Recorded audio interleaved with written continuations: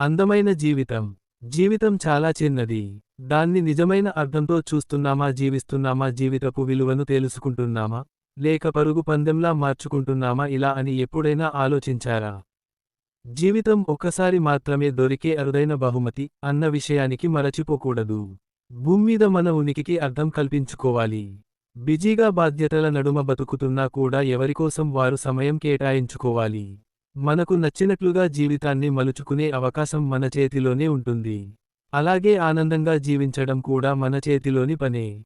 చిత్రకారుడు వేసిన అందమైన సూర్యోదయపు చిత్రం చూసి ఆహా, ఎంత బాగుంది అనుకోకుండా ఉండలేం. కాని మన బాల్కనీలోనో గ్రామాల్లోనో సూర్యోదయపు తేజస్సును, సూర్యాస్తమయపు సౌందర్యాన్ని మనం ఎన్నిసార్లు చూసి ఉంటాము?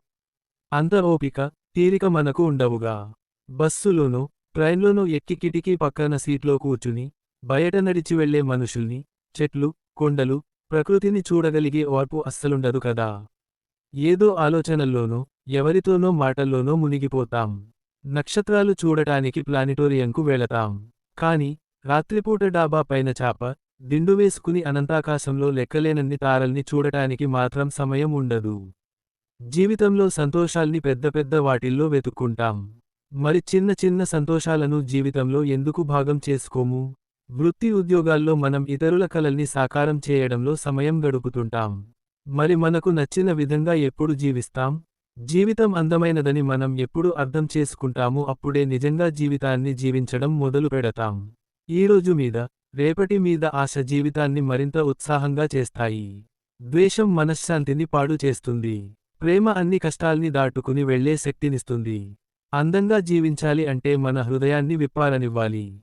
మనసు పసిపిల్లల లాగా నిష్కల్మషంగా ఉండాలి.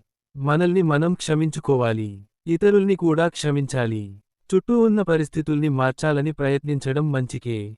కాని వాస్తవాన్ని స్వీకరించడం కూడా నేర్చుకోవాలి. ఈ క్షణానికి మిమ్మల్ని మీరు అర్పించుకోవాలి. పరిస్థితుల్ని, మనుషుల్ని ఎలా ఉన్నారో అలా స్వీకరించాలి. అప్పుడు మీ మనసు విప్పారడం మొదలు పెడుతుంది. కోరుకుంటే చుట్టూ ఉన్న పరిసరాల్లో ప్రతి కదలిక మనసుకు ఆనందాన్ని కలిగించగలదు. ఆస్వాదించే మనసుంటే చంద్రుని కాంతి పడి మెరుస్తున్న కొబ్బరాకులు, బీచేగాలిక రాలుతున్న పూరేకులు, తెల్లవారగానే గుమ్మంలో కనపడే చెట్టు నిండా ఉన్న తెల్లటి నందివర్ధనాలు, విరిసిన మందారాల, ఒక్కొక్కటిగా రాలుతున్న పారిజాతాలు, గమనిస్తే అన్నీ అందాలే, ఆనందాలే. అవి రోజూ యథాలాపంగా చూసేవే కాని ప్రత్యేకించి చూడటంలోనే దాగుంది ఆనంద రహస్యం. మనం ఎక్కడో, మనసెక్కడో ఉంటే మాత్రం ఇవేమీ పెద్ద తేడా పడవు. మీలో కళాత్మకత లేదనుకుంటే మాత్రం అది సరికాదు. మనం నిరంతరం మన జీవితాన్ని నచ్చిన విధంగా చెక్కుకుంటాం, రాసుకుంటాం. మన బుద్ధే మన కళాత్మకమైన శిల్పి. బుద్ధికి సానుకూల దృక్పథం తోడైతే తీరైన శిల్పం తయారవుతుంది.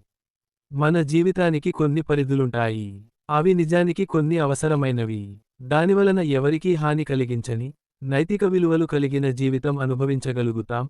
కాని డాబు కోసమో, దర్పం కోసమో ఏర్పరచుకున్న పరిధులు మన జీవితాన్ని సంకుచితం చేయకుండా చూసుకోవాలి. మనకు దొరకని వస్తువులు, పరిస్థితులను బేరీజు వేసుకోకూడదు. మనకు లభించిన వరాలను లెక్కించుకుని మురిసిపోవాలి. ఎదుటివారికి ఒక చిరునవ్వు, చిన్న ప్రశంస ఇవ్వండి. అది వారిలోనే కాదు మీలోనూ ఆనందాన్ని నింపుతాయి.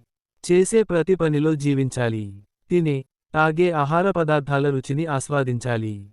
ఊపిరితిత్తులోకి చేరుతున్న శ్వాసను చూడగలగాలి. నడుస్తుంటే భూమిని తాకుతున్న మన కాలి స్పర్శను తెలుసుకోగలగాలి. జీవితంతో పరిచయం పెంచుకోవాలి. ఆ పరిచయం నిజమైన ఆనందాన్ని మనకు తెలియచేస్తుంది. అందమైన జీవితం అంటే ఏంటో తెలియపరుస్తుంది.